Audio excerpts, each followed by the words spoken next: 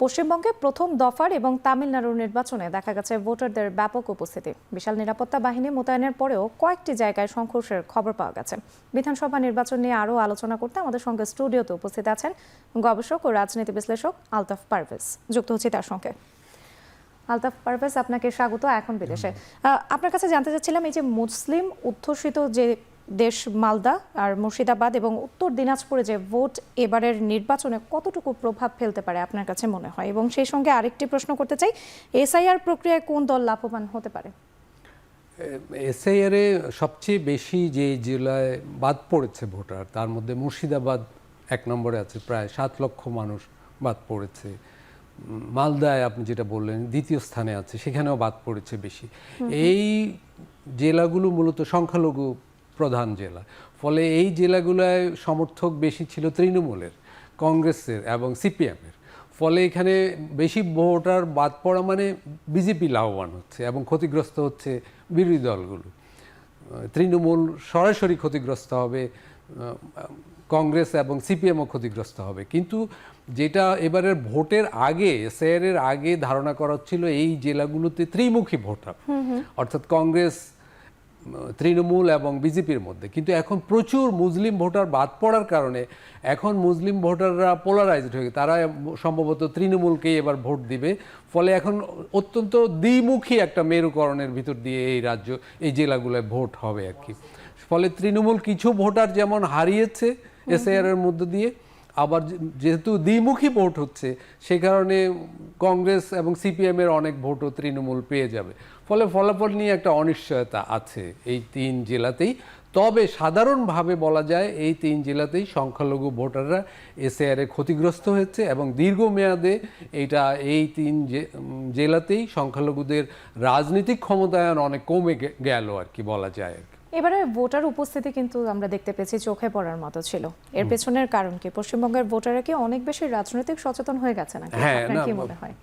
প্রচন্ড রাজনৈতিক উত্তেজনার মধ্যে ভোট হচ্ছে এবং বলা যায় এক ধরনের অঘোষিত জরুরি অবস্থার মধ্যে ভোট হচ্ছে। এবং উত্তর ভারতের সাথে বা হিন্দির সাথে বাংলার যে একটা সাংস্কৃতিক দ্বন্দ্ব, এবার সেটা ভীষণভাবে প্রকট হয়ে পড়েছে। 7টির মতো কেন্দ্রীয় বাহিনীর প্রায় 2,40,000 সৈন্য মোতায়েন করা হয়েছে, যেটা পশ্চিমবঙ্গের ইতিহাসে অচিন্তনীয়। মানে ধারণা করা হচ্ছে বিজেপি যে কোনো মূল্যে পশ্চিমবঙ্গ এবার জিততে চায়। এর ফলে পশ্চিমবঙ্গ জুড়েই একটা মেরুকরণ ঘটে গেছে, তীব্র মেরুকরণের ভিতর দিয়ে ভোট হচ্ছে। যদিও আইনশৃঙ্খলা পরিস্থিতির অবনতি বড় আকারে ঘটেনি, কিন্তু মনস্তাত্ত্বিকভাবে সমাজে ব্যাপক ধরনের উত্তেজনা রয়েছে এবং যে বিজেপি বনাম অন্য পুরো পশ্চিমবঙ্গ এইভাবেই ভোটের সময়করণ হয়ে গেছে বলা যায়।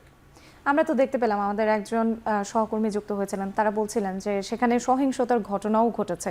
এটি নিয়ে আসলে কি বলবেন? না, সহিংসতা আমি বলবো যে থাকার পরেও আসলে আমরা এটা দেখতে পেয়েছি। না, সহিংসতা যদি খুনের অর্থে, আহত নিহত হওয়ার অর্থে দেখি, এবার কিন্তু কম। পশ্চিমবঙ্গে এর আগে ব্যাপক সহিংসতা হতো ভোটে।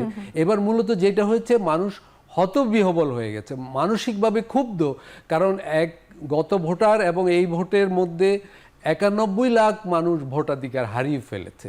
তার মধ্যে ধারণা করা হচ্ছে অন্তত 40 লাখ জেনুইন ভোটার, যাদের সমস্ত কাগজপত্র থাকার পরেও তারা ভোট দিতে পারবে না।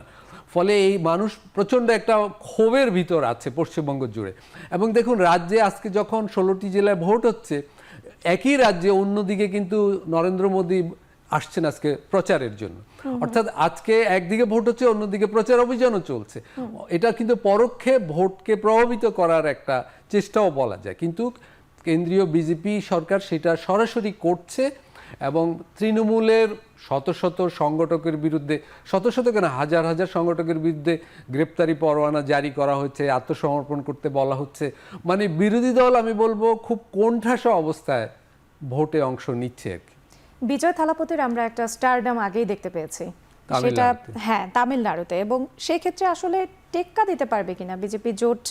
আপনার কি মনে হয় তামিলনাড়ুতে যে মুখ্যমন্ত্রী স্ট্যালিন রয়েছেন, টেক্কা দেওয়ার সম্ভাবনা রয়েছে কিনা? বিজেপি যেই 3টি ভারতীয় রাজ্যে যে কোনো মূল্যে জিততে চায়, সেটা হলো কেরালা, তামিলনাড়ু এবং পশ্চিমবঙ্গ। তার মধ্যে তামিলনাড়ুও তাদের অগ্রাধিকারে রয়েছে। কিন্তু তামিলদের ভিতর যে হিন্দি বিরোধী একটা মনোভাব রয়েছে, তামিল এবং বনাম হিন্দি এই একটা দ্বন্দ্ব কাজ করে কিন্তু ভারতে, দক্ষিণের সাথে উত্তরের একটা দ্বন্দ্ব কাজ করে। সেজন্য বিজেপি পশ্চিমবঙ্গের মতোই তামিলনাড়ুতে সর্বোচ্চ শক্তি নিয়োগ করেছে, কিন্তু বিজেপির জন্য একটা মুশকিলের দিক হলো তামিলনাড়ুতে কিন্তু ত্রিমুখী ভোট হচ্ছে। থালাপতি একটা উদীয়মান তারকা, কিন্তু কংগ্রেস এবং স্ট্যালিনের সাথে যে জোট তার সাথে বিজেপি, ফলে ত্রিমুখী দ্বন্দ্ব হচ্ছে। এখন থালাপতির সাথে যদি বিজেপির কোনো সমঝোতা থাকে, গোপন সমঝোতা হয় ভোটের আগে, তাহলে কিন্তু বিজেপির জন্য সেটা লাভের ব্যাপার দাঁড়াবে আর কি। না হলে কংগ্রেস জোটই সেখানে ভালো করবে বলা যায় আর কি। ভোট নিয়ে আসলে কি বলবেন আপনি? এই যে ভোটের যে সংখ্যা আগে যতটুকু ছিল এখন কিন্তু বেড়েছে, সেক্ষেত্রে এবারের যারা ভোটার রয়েছে তাদের মুখ থেকে আমরা অনেক কথা শুনতে পেয়েছি। তাদের আসলে এবার যে ভোট দিচ্ছেন তারা, এটি নিয়ে কি বলবেন? অনেকেই তো নতুন ভোটার ছিল। ভারত জুড়ে এখন প্রায় 20টির মতো রাজ্য এবং কেন্দ্রশাসিত অঞ্চলে বিজেপি ক্ষমতায় রয়েছে, কেন্দ্রীয়ভাবে তারা তৃতীয়বার ক্ষমতায় রয়েছে। এই বিধানসভা ভোটগুলোতে বিজেপি যদি হেরেও যায় তাতে কিন্তু বড় ধরনের ক্ষমতার কোনো ওলটপালট ঘটবে না, কিন্তু বিজেপির জন্য পশ্চিমবঙ্গ এবং তামিলনাড়ুতে বিজয়টা অনেকটা মর্যাদার বিষয় হয়ে উঠেছে। বিশেষ করে পশ্চিমবঙ্গের যে কোনো মূল্যে তারা জিততে চাইছে, কারণ পশ্চিমবঙ্গকে তারা গুরুত্ব দিচ্ছে। এখানে বাংলাদেশও একটা বিষয় রয়েছে এবং বিজেপি মনে করে পশ্চিমবঙ্গ তাদের জন্য একটা নিরাপত্তা জন্য জরুরি, ভারতের নিরাপত্তার জন্য, এবং সেই কারণে তারা সেখানে এসআইআর যে কোনো মূল্যে বাস্তবায়ন করেছে। এবং নির্বাচনের ফলাফল 4 তারিখ ঘোষণা করা হবে, কিন্তু এক অর্থে বিজেপি কিন্তু এই রাজ্যে জিতে গেছে বলা যায়, এই অর্থে যে তাদের যে মূল লক্ষ্য ছিল এসআইআর এর মাধ্যমে তথাকথিত অবৈধ অভিবাসীদের বাদ দেওয়া, অবৈধ নাগরিকদের বাদ দেওয়া, সেটা কিন্তু তারা করতে পেরেছে। মানুষ ক্ষুব্ধ হয়েছে, কিন্তু মানুষ এটা প্রতিরোধ করতে পারেনি পশ্চিমবঙ্গে। ইভিএম এর একটা জটিলতা আমরা দেখতে পেয়েছি, এটি নিয়ে কি বলবেন? হ্যাঁ, অনেকগুলো সেন্টারে ইভিএম জটিলতা, মানুষ ভোট দিতে পারেনি, সেইটা আইনশৃঙ্খলা পরিস্থিতির অবনতি ঘটিয়েছে, কিন্তু সেরকম সংখ্যাও সম্ভবত খুব বেশি নয়। কারিগরি এই জটিলতা কিন্তু ভারতের এই ভোটে বিভিন্ন সময় হচ্ছে। এইটা একটা বিরোধী দলের দিক থেকে এই জন্য ইভিএম এর বিরুদ্ধে আপত্তি রয়েছে। বিজেপির যারা এজেন্ট রয়েছেন তাদেরকে মারধর করা হয়েছে এবং শিলিগুড়িতে জাল ভোটেরও অভিযোগ উঠেছে, এটি নিয়ে কি বলবেন? না, এরকম কিছু হচ্ছে অনেক জায়গাতেই। দেখুন, ভারত তো একটা বৃহৎ দেশ, এখানে ভোট হয়, ভোটে কিছু অনিয়মও হয়, কিন্তু সব মিলে কিন্তু ভারতে একটা বিশ্বাসযোগ্য সুষ্ঠু নির্বাচনী ব্যবস্থা রয়েছে। বিরোধী দল এখনো এই নির্বাচনী ব্যবস্থার উপর আস্থা হারায়নি, এবং সাধারণভাবেও মানুষ মনে করে যে তাদের যে নির্বাচনী ব্যবস্থা রয়েছে এতে বিশ্বাস করা যায়, এখানে যে ভোট দিলে সেটা নিরাপত্তা থাকে। এবং শুভেন্দু অধিকারী যিনি রয়েছেন তিনি কিন্তু আবার বলছেন যে সুষ্ঠু ভোট হচ্ছে, এভাবে কিন্তু তিনি বলেছেন। একই কেন্দ্রে ভোট দিয়েছেন তৃণমূল প্রার্থী পবিত্র কর। তো এই ক্ষেত্রে আসলে কি বলবেন আপনি? যে সুষ্ঠু ভোটের কথাও কিন্তু বলা হচ্ছে, আবার এদিকে আমরা দেখতে পেয়েছি যে সুষ্ঠু হচ্ছেও না। হ্যাঁ, সুষ্ঠু ভোট উনি বলছেন, উনি বিজেপির প্রার্থী, বিজেপির জিতলে উনি মুখ্যমন্ত্রী হবেন, কিন্তু ওনার এলাকায় এসআইআর এ যত লোক বাদ পড়েছে তার 95% কিন্তু সংখ্যালঘু মুসলিম ভোটার।